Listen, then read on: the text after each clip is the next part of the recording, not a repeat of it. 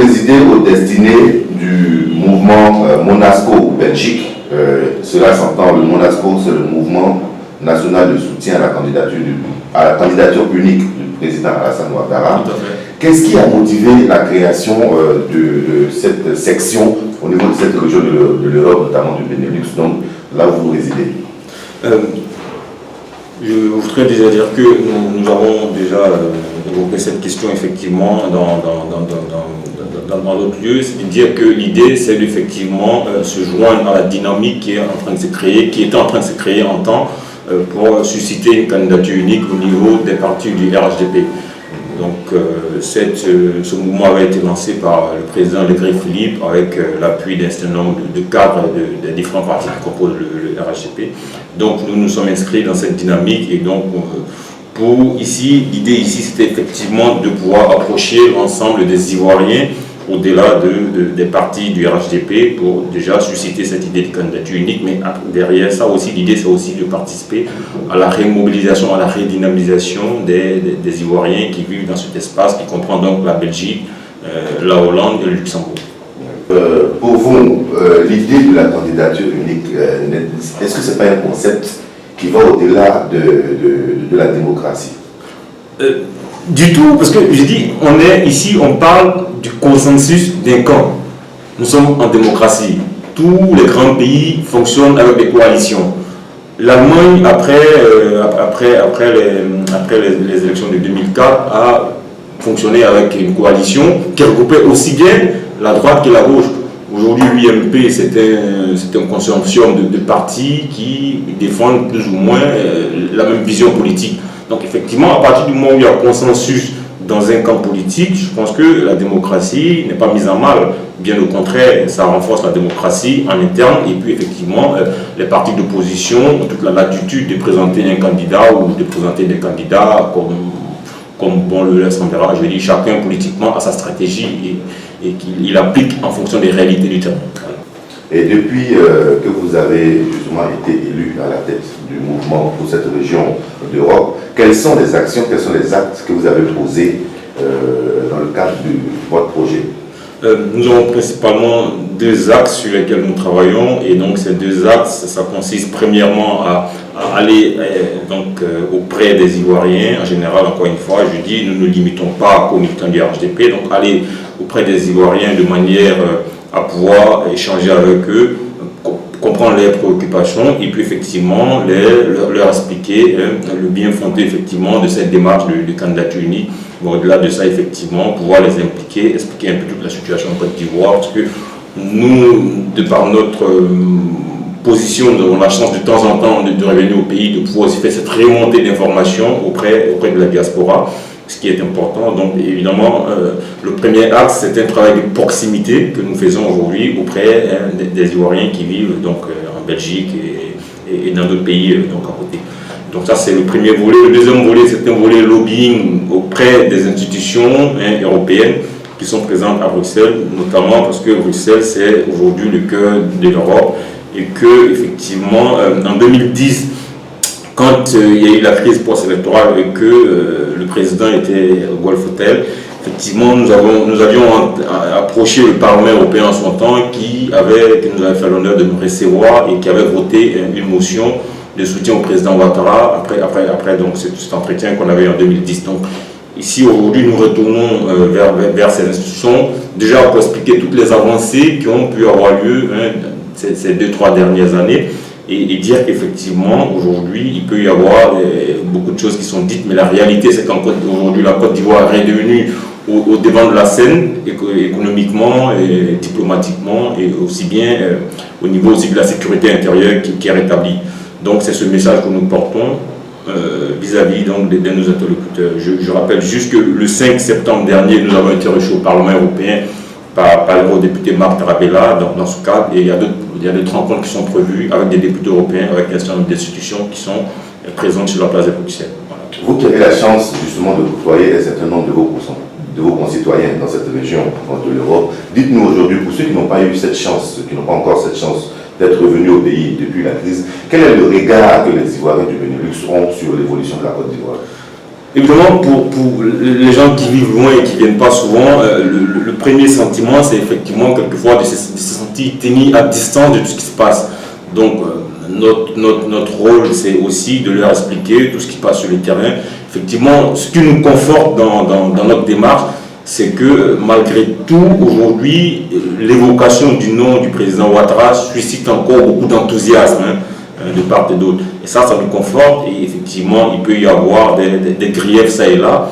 Et ça, c'est effectivement dû au fait que les gens soient quelquefois peut-être à distance et puis n'ont pas toujours la bonne information. Donc notre rôle aussi, c'est d'apporter cette information que nous collectons sur le terrain ici, pour essayer d'expliquer au mieux aux gens toutes les avancées qui ont lieu. Évidemment, tous les grands travaux, tous les grands chantiers qui sont à Abidjan, on a la chance de voir qu'ils avancent et qui sont en train pour la plupart, je pense notamment au troisième pont, qui est en train d'arriver donc à terme. Et donc c'est d'expliquer aussi toutes ces avancées et puis d'être au plus près des Ivoiriens, enfin, des Ivoiriens qui vivent dans l'espace du Benelux, pour non seulement les écouter et puis effectivement apporter des rectificatifs si éventuellement il y a des choses qui ne sont pas très bien comprises. Ok. À côté du développement économique aujourd'hui que subit la Côte d'Ivoire, une des grosses préoccupations de la scène ivoirienne reste la réconciliation. Aujourd'hui, quel est l'apport du Monasco, de façon générale, mais surtout de votre section Monasco RHDP pour sa contribution dans la réconciliation entre les Ivoiriens? Moi, je suis très à l'aise avec cette question parce que effectivement, quand on vit dans une ville comme Bruxelles, qui est déjà une ville assez multiculturelle et qui est aussi le symbole de la réconciliation et de la construction de l'Europe telle qu'on la connaît aujourd'hui, parce qu'il faut juste rappeler que l'Europe, on est parti aussi d'une situation, la construction européenne en tout cas, elle a commencé, on est parti d'une situation d'après-guerre catastrophique, avec une situation de tension entre les différents pôles européens. Et donc, personnellement, je dis que j'ai beaucoup de chance d'avoir vécu aussi bien à Strasbourg, qui est aussi un des points de départ de la construction européenne, et aujourd'hui de pouvoir vivre à Bruxelles. Je dis que ces deux villes, pour moi, représentent les symboles de la réconciliation réussie au niveau de l'Europe. Et c'est ce message que nous voulons passer aux Ivoiriens. Pour dire de toute façon, la réconciliation, ce n'est pas une option. On n'a pas le choix, on est obligé de passer par là. Parce que sans réconciliation, tout ce qu'on est en train de bâtir aujourd'hui, je pourrais dire qu'on est en train de bâtir ça sur des sables. Donc évidemment, le message qu'on essaie de faire passer, c'est ça, c'est que chacun comprenne qu'effectivement, il y a pu y avoir des frustrations, il y a pu y avoir des situations difficiles. Et je pense que quel que soit le bord duquel nous soyons, nous pouvons tous témoigner d'un fait qui, effectivement, a pu, à un moment ou à un autre, nous blesser, soit dans notre chair, soit au niveau familial ou à un autre niveau. Donc l'idée, c'est aussi ce message que nous faisons passer, aussi bien aux Ivoiriens qui vivent à l'extérieur que quand nous sommes ici sur le terrain aussi, de discuter avec nos frères, de discuter avec nos amis, de leur expliquer qu'effectivement les tensions elles sont inutiles et que ce qui prévaudrait aujourd'hui, en tout cas ce qui serait important aujourd'hui, c'est d'accompagner ce grand mouvement de renaissance de la Côte d'Ivoire qui est en train de se mettre en place avec le président Ouattara et effectivement tout le soutien dont il bénéficie de la part de l'ensemble de la communauté internationale et des acteurs économiques, parce que c'est aussi ça qui est important. Je pense que aujourd'hui le retour des investisseurs est aussi une preuve que si on se réconcilie, les choses iront mieux, parce que de toute façon, les investisseurs ne demandent qu'une chose, c'est d'être assurés par rapport au climat social, par rapport au climat économique du pays. Donc effectivement, la réconciliation pour nous, c'est une obligation, et donc nous incitons tous les Ivoiriens, effectivement, à travers l'exemple des deux villes, comme je l'ai cité tout à l'heure, dans lesquelles nous avons vécu, de dire, effectivement, malgré tout, il faut qu'on se réconcilie. Je vais juste prendre un élément qui, pour moi, est très, très emblématique de ça, je l'ai déjà dit quelque part, c'est que, effectivement, j'ai la chance d'avoir fait une partie de mes études à Strasbourg. Je dis, l'Alsace, c'est quand même une région assez particulière dans l'histoire de la France et dans l'histoire de la construction européenne. Et quand vous arrivez donc, devant le palais universitaire de Strasbourg, le bâtiment principal donc, de l'université de Strasbourg, vous avez la statue de Goethe. Parce que c'est une statue qui a été bâtie par les Allemands au temps de l'occupation. Mais cette statue, elle demeure. C'est un signe, c'est un symbole pour dire qu'effectivement, on a son passé il peut être douloureux, mais il faut en retirer quelque chose. Il ne faut pas tout de suite dire, effectivement, on a des situations difficiles, on va faire table rase et tout ça.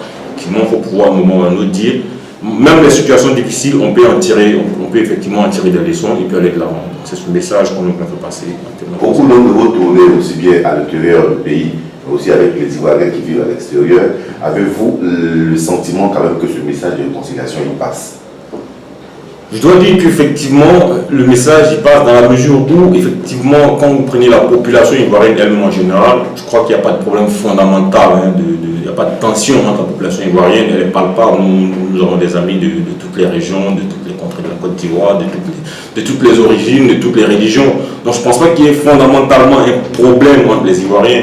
Il y a effectivement un problème politique, mais plutôt du point de vue des responsables politiques, il y a certains qui instrumentalisent des tensions, qui instrumentalisent le passé récent de la Côte d'Ivoire pour susciter des peurs. On essaie trop à quelle fin. Mais fondamentalement, je dirais qu'il n'y a pas de problème. Il n'y a pas de problème de fond entre les Ivoiriens, même si effectivement le passé récent nous prouve qu'il faut faire attention à un certain nombre de choses pour ne pas encore créer des frustrations qui, à mon sens, seraient inutiles. Pour en revenir au Monasco Belgique, et c'est notre dernière question, qu'est-ce que vous entrevoyez comme action à venir? Comme action à venir, donc, vous n'êtes pas sans savoir que nous sommes à seulement un mois de l'année électorale. Donc effectivement, nous allons redoubler d'efforts pour retourner vers les Ivoiriens qui vivent donc dans le Benelux, pour effectivement porter le message donc, qui est notamment par rapport à l'appel des Daopro qui a été lancé par le président Bédié, dire qu'effectivement le rêve que nous avions porté en nous inscrivant dans la démarche du Monasco est en train de devenir réalité aujourd'hui, parce que l'un des acteurs quand même principaux qui est le président Bédié a effectivement donné des directives claires pour aller vers cette candidature unique. Donc nous sommes confortés dans notre démarche. L'idée maintenant, c'est effectivement d'aller remobiliser, d'aller redynamiser toutes les troupes afin qu'elles soient prêtes au jour du vote pour sortir massivement pour aller voter pour la victoire du président Ouattara. Donc nous l'espérons sera le candidat unique du RHDP aux élections d'octobre 2015. Merci M. Dao. Merci beaucoup Franck.